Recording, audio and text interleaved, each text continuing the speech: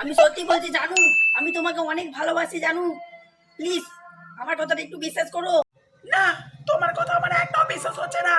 আমি তোমায় বিশ্বাস করতে পারছি না। আচ্ছা, এদের দুজনে এখানে প্রেম লীলা চলছে। তোমরা দুজন তো এত কাছাকাছি আছো, তাহলে তোমাদের মাঝে ঝগড়াটা হচ্ছে কেন? জানু, আমি তোমাকে অনেক ভালোবাসি। ওর কথা তুমি একটুও বিশ্বাস করো না।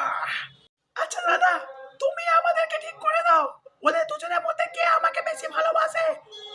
আচ্ছা, তাহলে তোর জন্য এদের মাঝখানে ঝগড়া হচ্ছে, তাই তো? জানু, ওর স্বভাব চরিত্র একদম ভালো নয়। বুঝতে পেরেছি, তাহলে তোর বিয়ে হবে না কোনদিন। আচ্ছা, তুমি এর সাথে বিয়ে করবে, ঠিক আছে? কি?